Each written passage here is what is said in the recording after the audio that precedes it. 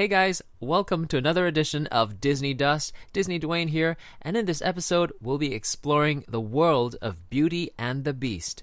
I recently felt like I delved into the world of Beauty and the Beast all over again with so many fresh perspectives. Amazing for a version of this classic tale that was created so long ago by Disney in 1991. All thanks to the live-action movie which kickstarted it, we explore more of Belle's backstory and relationships between the characters. Most of what I explored were from books, which more so than a movie can really get into details, especially with how the characters are thinking, even though it is also true that a picture paints 1,000 words. So if you love Beauty and the Beast as much as I do, which I'm assuming you do, otherwise you'd not be watching this video, then let me share with you and point out to you some of the different spin-offs that have stemmed from the 1991 version. Before the books, let's explore visual mediums. The TV series Once Upon a Time just recently concluded Belle's story with Season 6.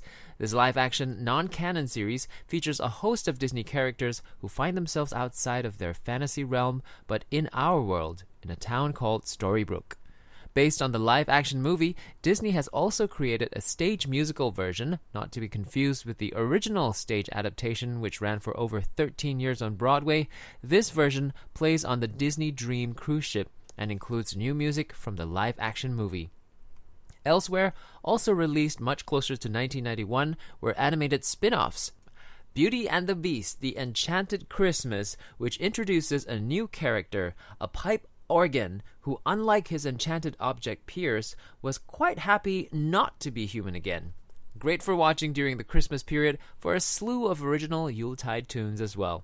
Following that, Beauty and the Beast, Belle's Magical World is a direct-to-DVD animated feature which features 3 connected segments, 4 in the special edition, that take place after Christmas but before the fight with Gaston. More songs can also be found in this release. And if that's not enough to satisfy you on the TV movie front, Walt Disney Studios' president of production, Sean Bailey, did reveal in an interview that Disney is exploring possible spin-offs and prequel scenarios for the future. Let's get into the books now.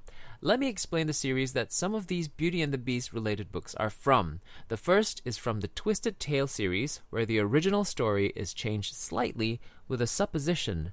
The characters are essentially the same, and the events leading up to the if are the same, but everything that follows after can change. For As Old as Time by Liz Braswell, the Beauty and the Beast themed book, things are changed right at the beginning because it supposes that Belle's mother was the enchantress that cursed the Beast. The story runs 2 timelines at the start, one with Belle in the present while with the Beast, and another in the past following Belle's parents' story.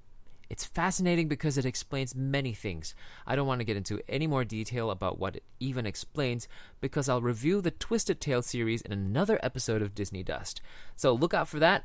Instead, I'll hop on to the next book. This one is based off the live-action movie just before Belle discovers the library. Called Lost in a Book by Jennifer Donnelly, the story traces Belle's discovery of the library and a book called Nevermore. In this story, we are introduced to 2 characters, personified characters of love and death. Death wages a bet with love about whether death or love would prevail. The book Nevermore is planted by Death in the library, and Belle discovers a world inside it. Her temptation to stay in this world fleshes out more about Belle as a character, her needs, insecurities, wants, and more.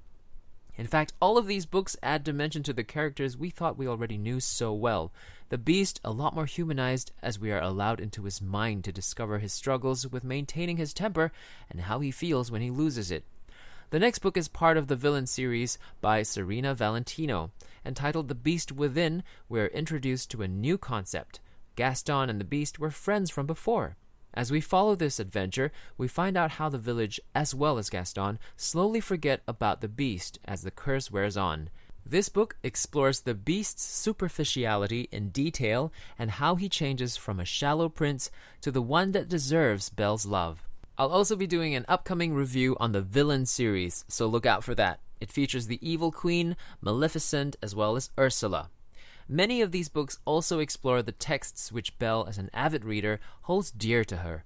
We get to see more of her love for books and stories, the why and the how, as she explores them by discussing it with her friends like the Beast.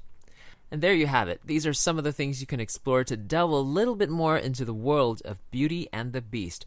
There's probably a list of other things like comics and video games, but I've compiled what I felt are the most obvious and important ones to note. Have fun exploring them, and if you do know of any other things, don't forget to drop a comment here and share it with all of us. One last thing before we conclude this episode, if you didn't already know, you can also step into the world of Beauty and the Beast. One such place is the Biao Guest Restaurant in Fantasyland at the Magic Kingdom at Walt Disney World. Make a reservation so you're guaranteed a seat. Till the next episode of Disney Dust, this is DisneyDwayne. Have a magical day.